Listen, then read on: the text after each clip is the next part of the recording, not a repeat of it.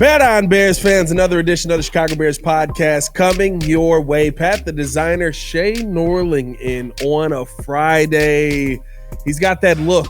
I don't know if this is gonna go the way most Bears fans think it's gonna go with Shea, but it's a Bears Friday. You can't go wrong with a good Bears Friday. How are you, my guy? Dude, we finally get the chance to talk about real football games. Feels like it's been a decade since we were able to talk about actual games that will occur on the field. No more debates about the quarterback. No more off-season stuff. Like, it's just ball. I'm so excited. I'm amped. I mean, listen. At the end of the day, we're here, but we're only a toe away.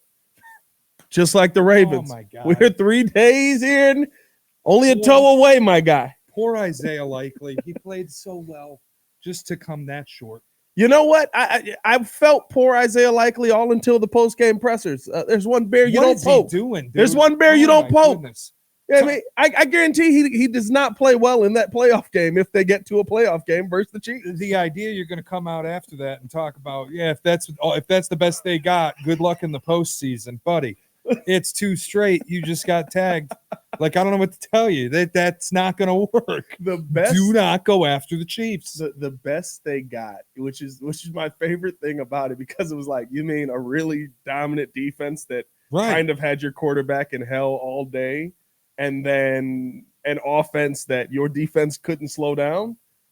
Yeah, it's probably the best they got. It's pretty good. You know what? People are going to make that game about a toe. It's not about a toe for me. When you really break it down, like Lamar, I thought was spectacular. Play really well. Over 300 total yards, 125, whatever it was on the ground, 15 carries. He was the play calling's questionable to me. Basically their best running back. Yeah, Todd Monken I thought was terrible. No, but what it's really going to be about at the end is Lamar badly overthrew Likely in the corner of the end zone and almost got him killed falling out of the corner.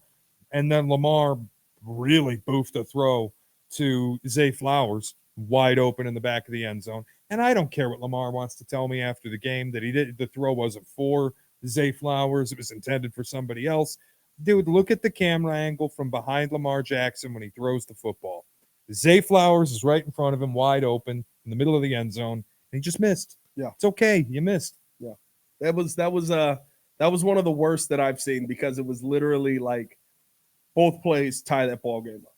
And it just comes down to that guy's got to be better in clutch moments like that. It just seems like every year he plays this incredible game, has this incredible season. Last year MVP, and then the clutch moment, the big moment against the Chiefs, your chance to prove you are better than the best. And he vomited on himself for an entire game. That was last tough. Night. He was spectacular, and then right at the moment that he needed to be nails, he's not. Yeah, and it is literally the moment, right? Makes the big pass to get you down there, puts you in a great position to win this game. Also, again, Todd Monken. I don't know if you know this or not. There's this large giant of a running back that you have on your team when you got down in the red zone. He's done. You could have tried to utilize him. He's toast. You could have tried to utilize him. They didn't have a timeout. What are they supposed to do? They can't run the ball with Derrick Henry with no timeouts. And also, Derrick Henry's toast. Toast. Derrick Henry was a heck of a lead blocker last night. That's all we saw. They had him on pass blocking down. Hey, how about 3rd and 1, Justice Hill pitch, Derrick Henry not on the field? That dude's cooked. It's over.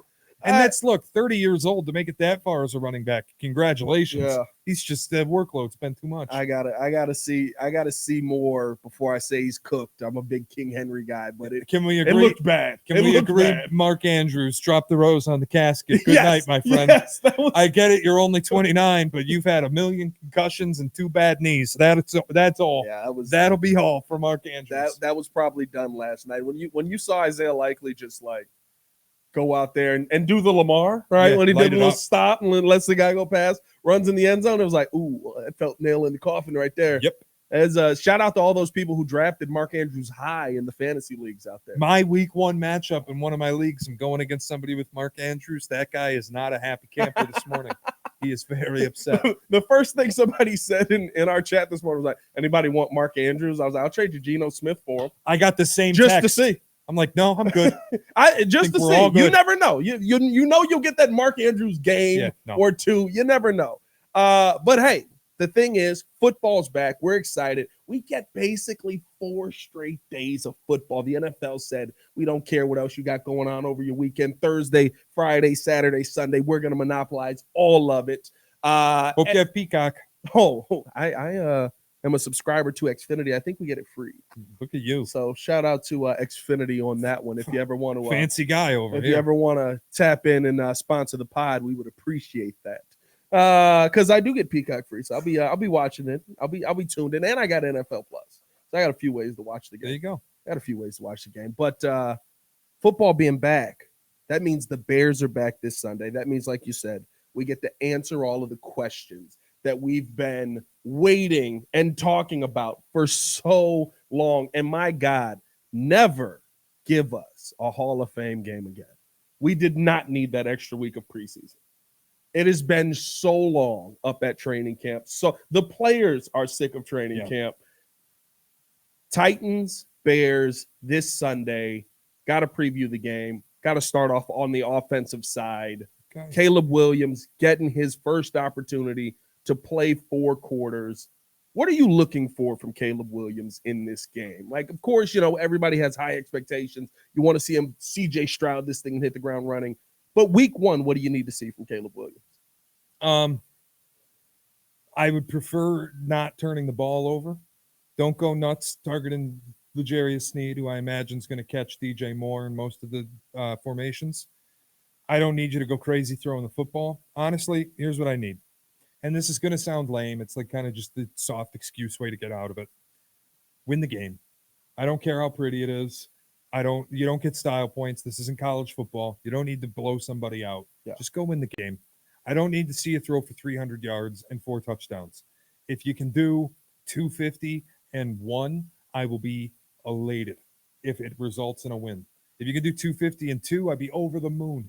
I'm not asking for the world. Like, I feel like when you get the generational tag and the way Ryan Poles has now said generational, the way that everybody talks about the hype around this team and the offense, the explosive weapons, I feel like people are setting themselves up for a little bit of disappointment if they go out and have a day where it's 350 yards of offense, you score 21 points, and you walk out of there with a kind of narrow victory. I'd be more than happy. This league is designed to be brutal. Yeah. And you have a rookie quarterback. Just do what it takes to win, protect the ball, play in the structure of the offense. Don't go crazy too much. If you want to let it out of the bag a few times, good. I like seeing it. But let's just get out of here with a clean operation and a win. Yeah, I would agree with that. Like, I love what Ryan Poles said when he talked at the podium. Lean on the tape. You've got these weapons. Yep. Use them. That means DeAndre Swift. That means Khalil Herbert. That means Cole Kmet. It doesn't just mean I hope that the Titans DC does come out there and try and press us the entire game, like he said. That would be fun because, listen, I would love that because you've got 2 of the top 10 guys against the press. I know everybody in the comments was like, well, L'Jarius Sneed was one of the best players against the press, and so versus the top wide receivers who are good against press. Like, well, he can only cover one guy. Yeah, there's a lot of guys to cover on this team. So I would love to see that be the game plan, but you don't have to do too much in this first game. And the bar's not that high early on. The defense, what we need to see more out of the defense than we need to see out of the offense early on. And like, if you're going for Bears rookie records, if you want to compare him to, is he going to be better than the guys you've had before? It's not a high bar. No, dude. Like, he throws 130 yards in the first game. He's on pace to break the Bears rookie record after week 1. If he can get to 200 yards in the air and a couple touchdowns, I think everybody in this city should be beyond excited. Yeah. Beyond excited. The offense is honestly, like, I expect Caleb Williams to be good. I always have. You and I used to fight about it. I told you, Caleb Williams is the guy. He was always going to be the guy. The wide receivers that you've put around him, I think you've insulated a rookie quarterback as well as any team ever has. The running back room is very talented. The offensive line has gotten better. Like, the offense, I just expect to kind of go out and take care of business. And the biggest thing I need to see, and it's everybody as a unit, it's not just Caleb, no false starts. You're playing at home. Yeah. No false starts. No procedural penalties.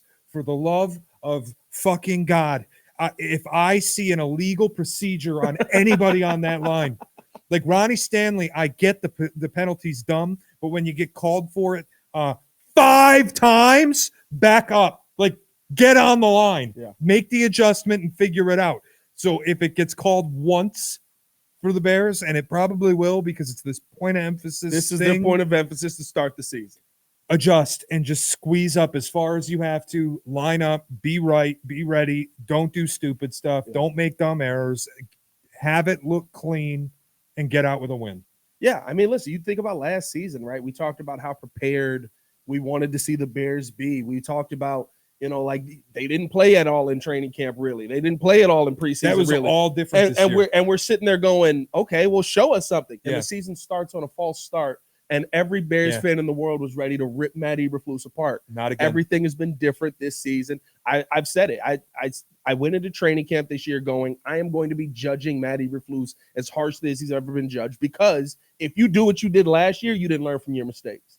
It seems like Matt Eberflus has learned from his mistakes through this entire process. Played his players in preseason, allowed them to get a heck of a lot more work in training camp. I mean, for the most part, like, this is outside of like that first year where guys were basically like, if I don't go hard, I'm not going to be in the NFL anymore. This has been the most we've seen people work at training camp. Like, you've got your team, what it feels like through 4 preseason games, much more prepared now than they were heading into week 4 of last season when you're taking on a Broncos team. Like, that to me is a good spot for your team to be in to start now. And it's why I think most Bears fans feel a lot more confident about this Tennessee Titans matchup. Now, here's where things get tricky. And this is not a message to the Bears or to the team. I think they're doing everything right. I don't think they're listening to all the hype that's out there, even if they're selling some of it themselves. Yeah. I mentioned already Ryan Poles calling Caleb generational. Oh, they're selling some of it. They are selling the hype. But I think if you go in that locker room, it's not, nobody's like, oh, Titans, whatever, they're a layup. No, I think they're going to take this seriously. This is my advice to Bears fans. The confidence that you have, I'm happy for you. I feel very good for you. This is the best team that this organization's had in a very long time. Yeah. And it's the most positive feeling long-term situation probably since the 80s. Like, this is an outstanding place to be. Number 1 pick quarterback who's built generational. You've got 5 years of rookie control, the wide receivers you've put around him, the faith in the general manager. Like, they're just, the vibes haven't been this good about a team in a very long time. But now it's about week 1, and it's test your mettle situation.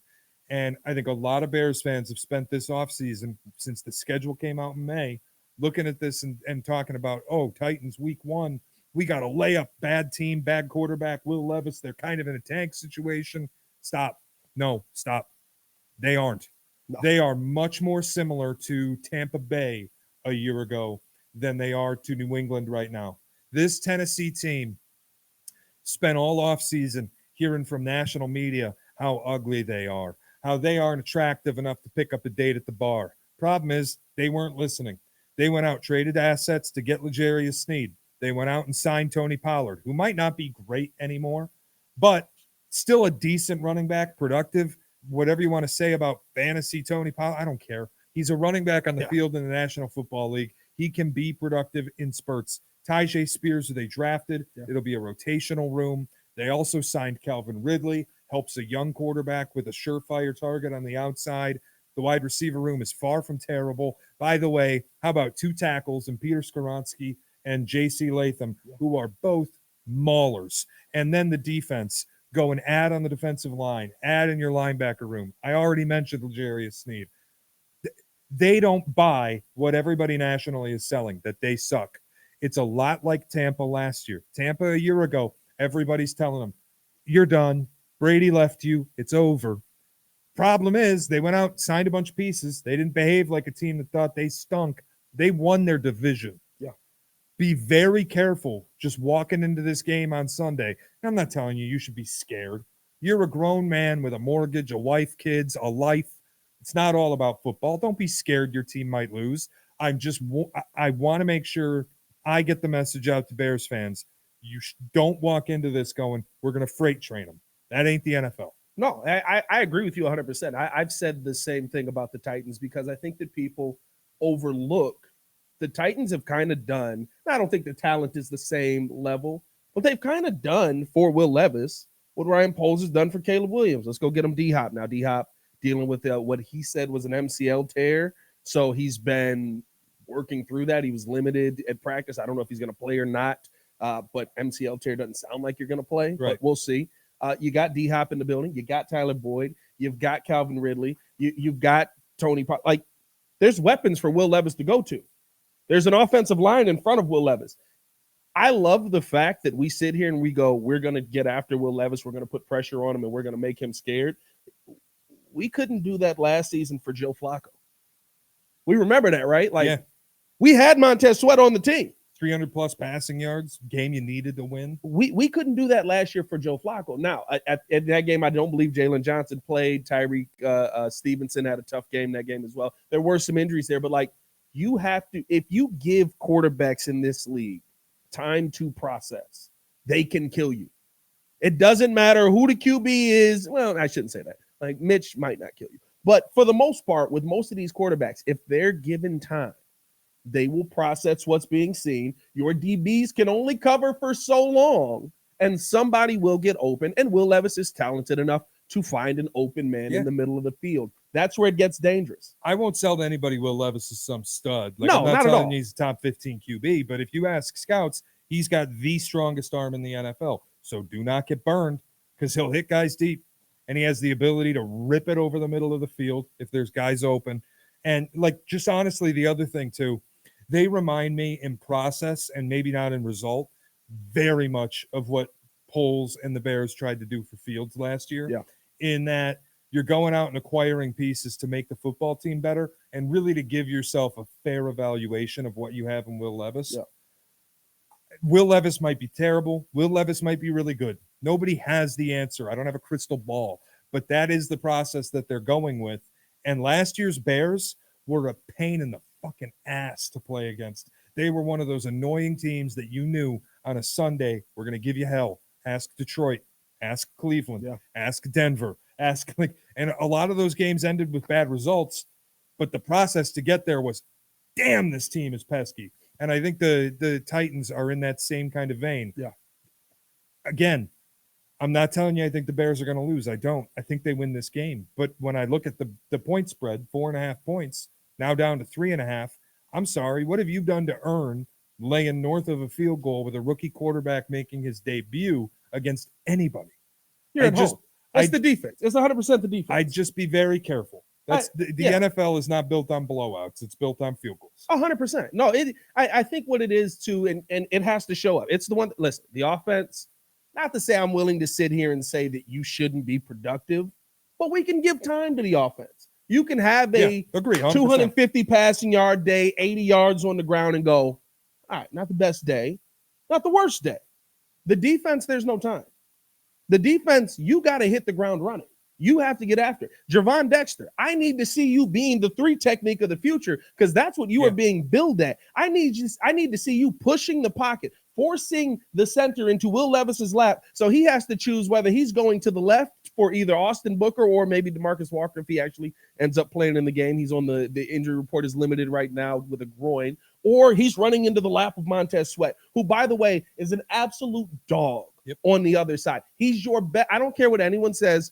Bill, any other player on that defense, you can have your favorite. He's the best player on the defense right now. He's going to put pressure on Will Levis. He's going to get to the quarterback, but it helps if he's not getting double teamed and chipped off the edge, because guess what? Khalil Mack is still really freaking good, but he's a lot better on the Chargers because he's got a Bosa on the other side of him. Yeah, there was no Bosa on the other side of him here. And so we spent weeks going, well, Khalil Mack really didn't show up here. Yeah, it's hard to play football when you're getting triple teamed on one side. Montez Sweat is going to get after it, but you need Javon Dexter to hit the ground running. You need Tyreek Stevenson may be the second most important player on the field outside of Caleb Williams, because Jalen Johnson's going to be on one side. He's going to be guarding either Tyler Boyd or D-Hop, depending on who plays. And they're going to go, nope, we're looking at you all game, because you gave up 9 touchdowns last season. Great second half of the year, but 9 touchdowns, a lot of touchdowns. Let's see if you can replicate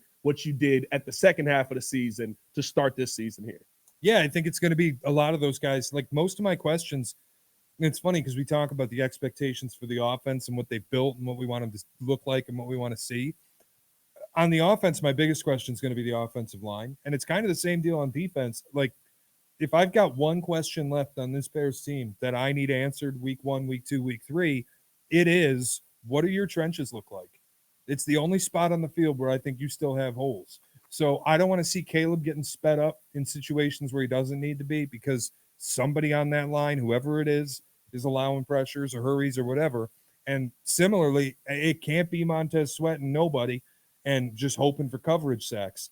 But that is, to your point, where Tyreek Stevenson and guys like Terrell Smith become really important in needing to cover, because Jalen Johnson, will do his job. Jaquan Brisker's got to show us a little more. Kyler Gordon's got to show us a little more. It's on everybody else to pick up the slack. This defense is really good. You have elite players, 2 of them on it, Jalen and Montez Sweat. Other guys have to be complimentary. And that's really, if this defense is going to continue to be top 10, that's what has to happen. Yeah. I mean, you got 3 or 4 pieces in my mind. My biggest question is the depth right now, right? If you lose one of these guys during the game, if you lose one, like, you're quickly at Austin Booker, guys. And I love Austin Booker. Hey, that might not be a bad thing. No, I love Austin Booker. Booker. Me and you were probably the only 2 people in the world that were like, "You're drafting a punter over Austin Booker? What are we doing?" I was pissed, and then they go back and get him. I was like, "All right, here we go. All right, I'm back in." But to me, like, that's not a position you want to put the rookie in.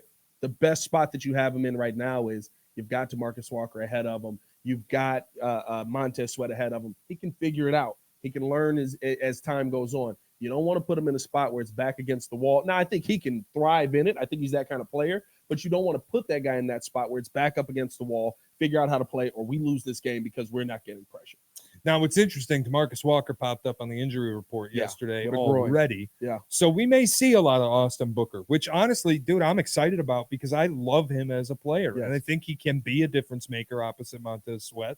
I don't care that he was drafted in the 5th round. I watched him at Kansas. I watched him at the Senior Bowl. Yeah. You know who he was lined up against at the Senior Bowl? Jordan Morgan, who the Packers selected in the 1st round to be their offensive tackle of the future. You know who was getting absolutely bullied by Austin Booker at the Senior Bowl? Jordan Morgan. Yes, was on his back, pancaked by I really like Austin Booker. I hope we see a lot of him on Sunday. He's such a natural player. He gets it. And it's so crazy because to me, Austin Booker is like a bumblebee. It doesn't make sense. Like how bumblebees shouldn't be able to fly. Austin Booker is 240 pounds, maybe. All right, like I think 240 is you getting that combine stretch. He's 6 feet tall. He's all legs. Like nothing about him makes sense. And then you watch him play, and he's not just maneuvering around guys, right? Like I think Chase Young's skill set, he has the power, but a lot of it is his speed. Yeah. Austin Booker's going through large men, Yep. like pushing them out of the way to get to the spot he wants to get to in a way that we saw Khalil Mack do, in a way that we see Montez Sweat do with the long arm. And these are natural moves for him. I remember we talked to Thayer on the Bears podcast about this, and he was like, that spin move that he has, like no one's ever taught him that. He just like learned it one day and realized it works for him. The long arm that he has, nobody sat there and was like, this is a move that you should do. He just naturally has that. Now he can get his game refined. Like I hope we see a ton of Austin Booker, especially with the youth you have at the tackle position on the Titans. And what it tells me too is it's a guy who watches a ton of football, studies a ton of football, figures out how to do things on his own. And like Montez Sweat, I think, was the one who said the other day, he's beyond where a rookie should be. Yeah. He's adding moves to his arsenal because look, you can maul guys in the preseason. You're going up against threes. You can run right through them. That's great. But when you're playing against ones, which will happen on Sunday if he gets in the game, you got to have more. And Montez Sweat was saying he's already adding to the arsenal. He's got a variation of pass rush moves. I'm excited to watch him. And like, nobody wants to be happy that any player's on the injury report. DeMarcus Walker being on the injury report obviously is not great for the Bears, but it is an opportunity, and I think Austin Booker's poised to take it. I think what sucks more about D-Walk being on the injury report is your lack of depth at defensive tackle. He can play that inside and outside position. Yeah. And that to me is what sucks more. Because I think, to me, Austin Booker was poised to try. Like, when you go out and you're trying to get Matthew Judon, When you go out and you're scouring the NFL for that other edge rusher, that can be a cheap edge rusher. When you're looking, right, they have remained in contact with Yannick Ngakoue, which I don't know where he's gonna end up at this point, but like, or if he's gonna play in the league this year. Like, I have no idea or answers on any of this. But you were keeping in contact with Yannick Ngakoue. That tells you that you feel you had a problem over there. So I think Austin Booker was going to get opportunity to try and win that job anyway as the season went on. Where the Bears are hurt on Sunday defensively, though, is you saw a step forward from Javon Dexter. You didn't see that step from Zach Pickens. And now Zach Pickens is hurt. Zach Pickens was getting manhandled by backup centers in the Hall of Fame game. Number 3 centers in the Hall of Fame game, right? Like, Zach Pickens did not have a good training camp. He did not have a good preseason. You didn't see that step you wanted to see from him. I wanted to see more from him because I was like, okay, Javon's 2, you're 3. You're supposed to be an impact player in this league, and we're not seeing that. That you lose that depth at that defensive tackle room on the inside, and I think that's what hurts the Bears most on Sunday with if DeMarcus Walker isn't able to go. Yeah, and again, it's kind of the reason that, like, I don't buy the interior of the defensive line as being some great unit. And it's kind of the reason I really think this is going to be a very close, very competitive, try to escape with a win. Yeah. Not necessarily we're going to cover a spread and put a big number on somebody. No, I think it's going to be a tight game because, look, I mentioned Tennessee's offensive line is really good. Yeah. With 2 really good tackles, a good interior. They want to run the ball. They have a 2-headed monster in the running back room, Tony Pollard, Tyjae Spears. That's the way they're going to approach this. And then when opportunity comes, they'll hit you with play action with Will Levis and let him bomb it. Yeah. And I think you put yourself in kind of an iffy situation matchup-wise because your defensive line depth is rough. But if Javon Dexter can keep showing us something, and if Austin Booker in certain opportunities can step up and Montez Sweat can be Montez Sweat, you'll get out of this easy. Oh, yeah.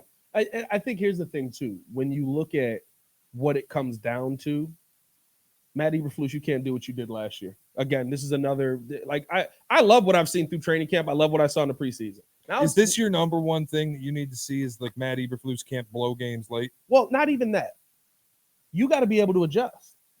We spent a half a season going, we can't get pressure with 4, and he won't send a blitz.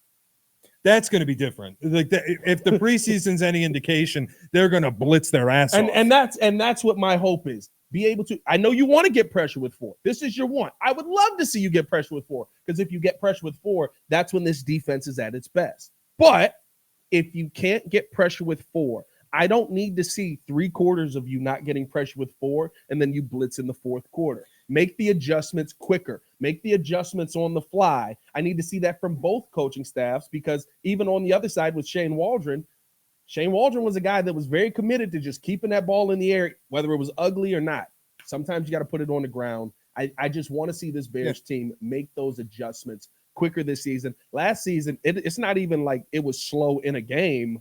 It was slow for a half a season, and all of a sudden it took the players going, yeah, we'd love to blitz more. Well, but to that point, rather, it's like later in the year, Eberflus did start blitzing a lot. Yeah. And once this defense got good, part of that was a result of they sent pressure way more often and had a ton of success on it. Yeah. Preseason looked no different. They blitzed a ton as a unit in those games. I don't imagine that just because Eric Washington was calling plays preseason, that's going to disappear with Matt Eberflus calling plays in the regular season. No, I think they're going to blitz a lot. And if they don't, I'd be surprised, and frankly, I'd be nervous because I think sending pressure in the right times, in the right spots, from the right places is the key to this defense being top 10 again. Yeah, and sending pressure, here's the thing. This is the best time for you to send pressure. It feels like the field is covered. Like, who are you going to throw on? In the belief is that maybe you can throw on Tyree Stevenson. Tyree Stevenson finished out the second half of that season as one of the best DBs in the league. Well. Kyler Gordon in the slot is really good, and he will light you up if you throw a football down there. TJ Edwards has got the field covered, right? Yep. Like, this feels like the team that you can say, no, we can blitz more because everything's going to be covered. And if we get pressure on the quarterback, we saw this last year. Maybe he's grown tremendously from this. You put pressure on Will Levis, he will give you the football. Yeah, he'll make mistakes. And you didn't even mention Jaquan Brisker, who I think is quietly becoming one of the best in-the-box safeties in the league. 100%. So the whole unit, like as a backfield on the defensive side, I have no issue saying I'm totally faithful in them to get the job done. Yeah. And that's where, if I'm Eberflus and if I'm the Bears, I want to blitz. Even if I'm simulating pressures, just get in Will Levis's face mask and make him make mistakes. No, 100%. That's where I'm at with it. And I'll say this. You talked about the one thing that I need to see from Flus. Don't be just good enough. That's why we lost so many games last season. We played Detroit. We're up 31-10. Yeah, going into like that fourth quarter. The Denver game was the horrible one. Denver game as well, 28-3 going into that. Like, you're dominating. And then you go, all right, we're not going to do it. Like, we can not like Justin Fields. We could feel that he didn't get the job done at the end of the game. Justin Fields in that Detroit game in the second half threw one pass. You said, we're taking the foot off the gas. Run the football, run the clock out. Well, you didn't run the clock out. Do you take anything out of the I was reading this the other day. This kind of thought process that apparently Eberflus had no faith in Justin Fields in those situations to make a positive play. He was too concerned about Fields either turning the ball over or taking a bad sack, screwing up the situation. Because I thought about that Detroit game when I read it and the fact that he wasn't used in the passing game at all in the second half. And I just wonder a little bit if that was the fear settling in for Eberflus. It feels like they don't have that anymore, where it's like, look, we've done a good job. We've gotten out to a big lead. Do not fuck this up. Yeah. Like you cannot make the mistake that causes this to go sideways. So they play it too safe. I don't think that's going to be a problem. They all trust Caleb. Yeah. I think that there is a case to be made on that 100%, because when you watch how they went about the second half of the season, the second half of games, when the Bears were up, they literally were just like, just pack it in. Every time. Yeah. It was like throw the football. Like, why are we? But I think and it felt like turtling, but now it feels more like they were way too scared the quarterback was going to make a bad decision and send this thing. And I think that, as much as we can dislike Justin, and we don't have to rehash any of that conversation because we're in a much better place now, but like, that kills a quarterback.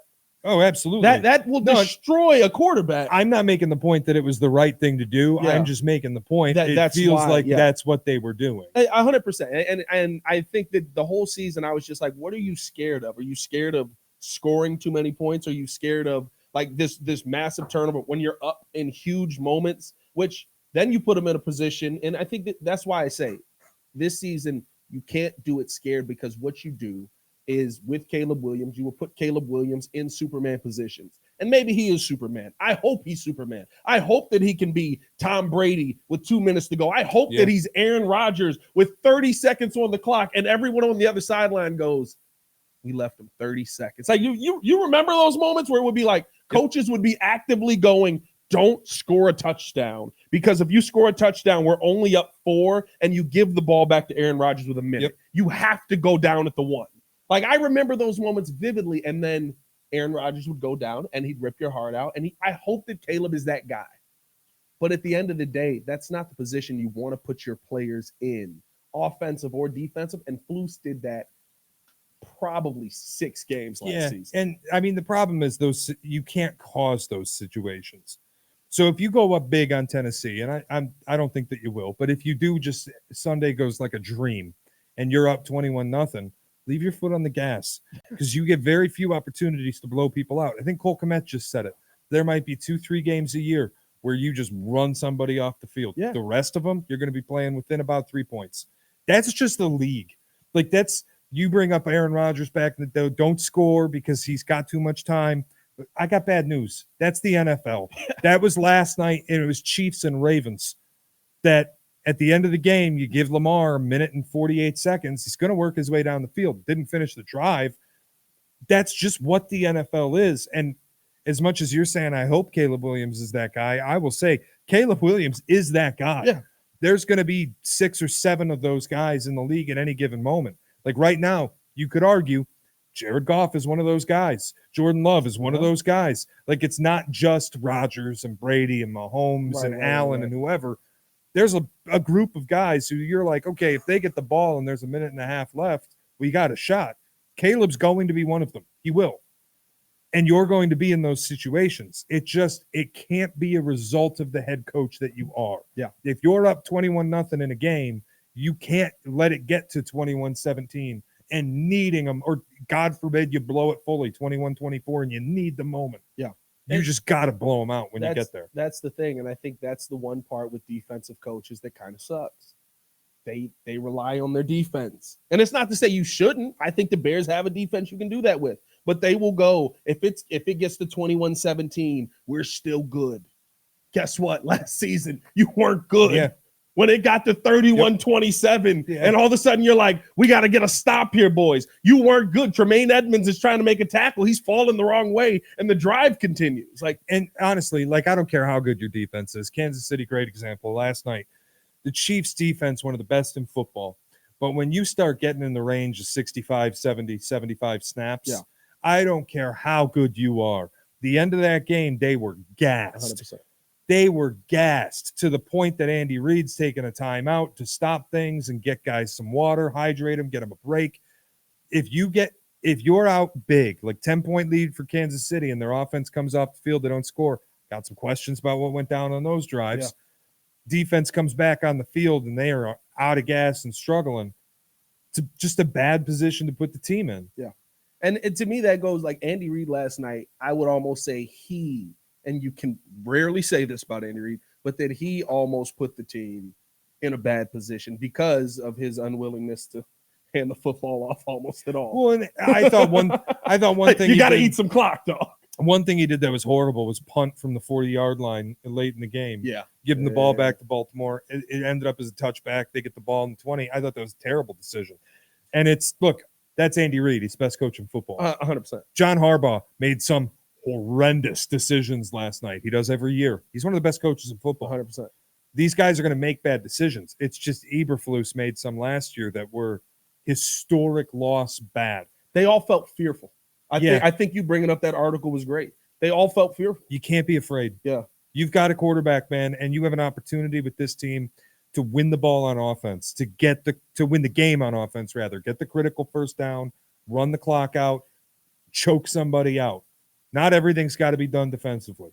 You got to take advantage of the quarterback that you have and the offense that you have and win games on that side of the ball. Yeah, I literally got the last season. I was like, he knows it's okay to win 41-10, right? Do we know that? And are we okay with that? I don't know that that's fair because I don't know that they could last year. I don't think they were good enough to do that. There were so many, and I'm not saying every game's going to be 41-10, right? But there were games where the Bears were literally railroading a team, and the team was shell-shocked. Was the Cleveland game the What's Up Yours game? I think it was the What's Up Yours game for the second half. And in the second half, you're like, no, because we won the game. That was Washington. We won the Up Yours game. Yeah, I think that was Washington. And we're sitting there going, well, what was up yours? You didn't run anything. You didn't have anything up yours. We needed to see something. I got some tricks up my sleeve. That was the halftime line. I got some tricks up my sleeve. And then cutscene, no tricks. Eberflus, where were the tricks? What's up yours? What's up yours? All right, yeah. Flus. All right, but it was cool. They won the game. They won that game. But you can't live like that. When you live like that, I think we saw Philly live like that 100%. Last season. Too much pressure on the defense is not a good thing, no matter how good your defense is. Yeah. And listen, if you're the 85 Bears, all right, put all the pressure in the world on them. You got to show them you're the 85 Bears first. Yeah. Get to be the 2018 Bears first. Maybe if you had an offense, you would have won in 86. That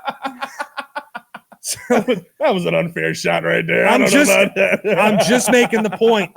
Teams that are built defense first. Seattle only won one.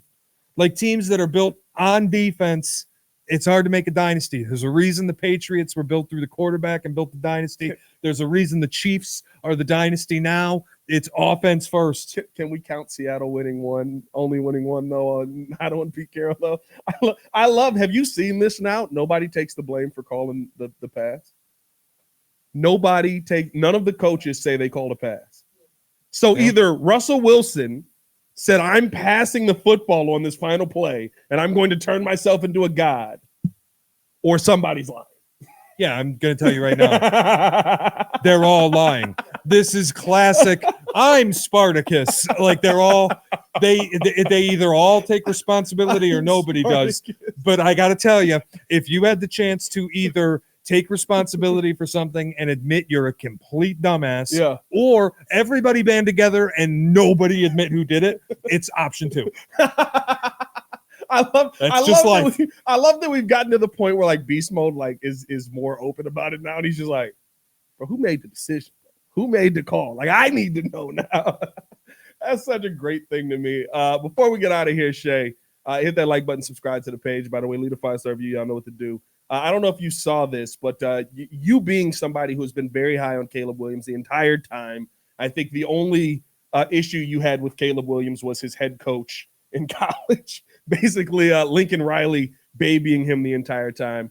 What you saw in preseason, were you impressed by this young man? Yeah, definitely.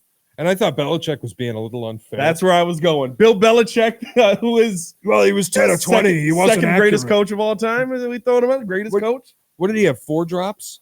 He had 4 drops in the first game. Okay, so you were 14 and 20 passing. I think that's accurate enough. And the highlight plays like Belichick, the highlights, they weren't that good, buddy. If Brady ever did any of the shit that Caleb was doing, you would have had a stroke. And that's not a shot at Tom Brady. It's just Tom couldn't roll out to his left and juke out a defender and then launch it 60 yards downfield to Roma Dunze on the run. It just wasn't happening. That's exactly where I was going. I saw Belichick this morning. I'm like, I wonder if he's literally doing this because Caleb is gotten, it seems, very close with Tom Brady. And he's like, I can't praise anything this guy's got going on right now. I don't know why Belichick does anything he does. I don't know why he drafted Mac Jones. I don't know why he watched Mac Jones almost win a Rookie of the Year and then hired a defensive coordinator who was bad to be his offensive coordinator for God knows what reason. I don't know why last year he traded up in the draft for a kicker who this offseason was cut. I don't know why he does a lot of what he does. Maybe he was just bad at his job at the end. And maybe he's not a great personnel evaluator. If you don't believe me, check his draft classes. Maybe he wasn't great at this, and he's not the voice we really need to care about when it comes to evaluating Caleb Williams. I think we're good. I feel like Belichick has been the guy who's turned the high round picks have been terrible. He's been Ryan Pace with the top level draft picks. Did he turn Julian Edelman into something, or did Tom Brady turn Julian Edelman into something? I would agree with you, but you got to go find Julian. You got to see something in Julian to put him with Brady. It's the 7th round. They were picking a MAC quarterback out of Kent State. It was a throwaway pick, and Brady goes, "I like this cat. He's squirrely." Super Bowl MVP loading. I'm not gonna lie to you. That's a great definition of a lot of the guys that turned into something there. It's like, white this guy looks squirrely. White and squirrely. Yeah. You know what they never did? They never drafted Xavier Worthy. How's that going for the Chiefs? I rest my case. Dude, Brady was begging for first-round receivers. I'm just making the point. I don't need to hear from Belichick on Caleb Williams. Bro, if we live in a world where the Bills, I said this on the breeze this morning, the Bills are like the rabbit that gets the gun and then goes, nah, this ain't for me. You need to have this so that you can kill me later. If Xavier Worthy becomes a great wide receiver and is the reason that the Bills don't win in the playoffs again. Do you understand? It's not just Xavier Worthy. The Bills are responsible for giving Kansas City the draft picks that became Xavier Worthy and Patrick Mahomes. Everybody in the NFL should just stare at Buffalo and never stop staring at them. They've ruined the league. You know what they are? And this is for the real. They've ruined the league. This is for the real nerds out there. They're the guy in your dynasty fantasy league that every offseason is trading like a number 1 wide receiver for a future 3rd round pick, and everybody's ripping their fucking hair out. Yeah. Get out of the league. Yes. That's what the Bills are. They gave the Chiefs Patrick Mahomes and now Xavier Worthy. Great. I've always said this. You've killed football. I've always said this. I can live with Pat Mahomes because nobody was on Pat Mahomes except the Chiefs. I can live with that. With the Bears, the pick I can't live with is not Patrick Mahomes. It's Deshaun Watson. That was a layup. Now, as time is going on, right, it's not that bad. That'd be a weird situation to be in now. You're still planting your flag there. Well, I'm not planting my flag on anything with Deshaun Watson. I'll tell you that. Deshaun Watson flag planting is what's gotten him into this problem here. But I was going to make the same joke. But at the end of the day, you saw one of those guys go out there and be one of the best quarterbacks in football, and you went, Mitch Trubisky. That's the guy I need. I can live with Deshaun or with Pat Mahomes for most moves that were made. It looks bad on the Bills, though. You watch these guys turn a guy who nobody thought was going to be amazing in Tyreek Hill into what is now one of the best wide receivers in football. And then you said, knowing full well they're probably going to go get the fastest guy in the draft because he's fallen further than people expected. They're probably going to get the guy who's got really good hands, who's good off of the line, who can replicate some of what Tyreek Hill did. Because you know what we didn't have for the last 2 seasons? Speed off of the line. They're probably going to go get this guy. But, man, we could use those picks. Yeah, damn. Boy, they could get Xavier Worthy, but we could get Keon Coleman. Let's check in on Bills camp. Drop pass, drop pass, drop pass. They've ruined the league. The Bills have ruined the league. And you know what? I think the Bills are going to be good this year, but I do too. They've ruined the league. I think that they gave the Chiefs a three-peat, though. Yeah. after last, and he didn't even get a ton of targets. They're the team that every other owner in the NFL is looking at like, dude, you got to get your head together. You got to start acting right. They ruined all the sympathy that the 90s Bills had for like losing so many Super Bowls in a row. They ruined it. Yep. It was like, I feel bad about it. And now it's like, I don't. Maybe this is just who the Bills are. They're supposed to screw things up and fall short. Appreciate y'all tuning in. Hit the like button, subscribe to the page. We got Friday football tonight. Before we get out of here, 1, what is your pick for tonight's game? And 2, what's your final score for the Bears game? Eagles laying 2 tonight. I like the Birds. Packers, I'm not as high on as everybody else. This is a weird neutral site, funky kind of game. I'll go with the Eagles. Not going to get any tweets out of Brazil either. Final score for Bears, 2017 win. 2017 win. Okay. Low scoring game, dogfight. I like it. Yeah, it's gonna be I'm kind of right there. I think I had mine 24-21. So same area. In the same range. You had a 21. You had 3 touchdowns. I think Swift ends up with 2 of them passing, 1 rushing. I think you get 1 to DJ Moore after everything on Hard Knocks, and I think you get a field goal out of it. Cairo Santos, give me a 48-yarder. I still don't trust him anything over 50. It's just me personally. Maybe they don't either. Yeah, we saw a lot of weird punts last year too. we gonna get a Caleb Hail Mary from the 41-yard line? No, we're gonna get freaking. That's why they drafted Tory Taylor in the 4th round. Oh, yeah, anything over 50. Oh my God, anything over 50, we got to punt. Okay, I just got to tell you, and then we'll get out of here. But if I see the Bears punt with Tory Taylor in some coffin corner situation from plus territory, my television will be lucky if it survives. That's all I got. My television will be lucky if my cell phone is not sticking out of it. You're going to finish the game out on the tablet. Yeah, dude, I'd be so angry. Don't do it. Tory Taylor from the Bears' own 48. Like him all you want. But if you like Bears sitting on the Titans 45, here comes Tory Taylor. A bullet is going through my TV. Don't do it. Don't. Like them all you want, but keep those punts from the 35 where you can let them show off the boomstick or whatever. The what? Excuse me? His leg, man. His leg. I didn't know. One of his 2, not 3. Leg. Hey, they have that down under. Appreciate you guys for tuning in, showing love. Hit that like button, subscribe to the page. Leave that 5-star review. Y'all know what to do. For Shea Norling, appreciate you coming through on a Friday. Y'all stay safe out there, Chicago. It's your boy, Pat the Designer. Back at it again. Red Dot. One love. Peace.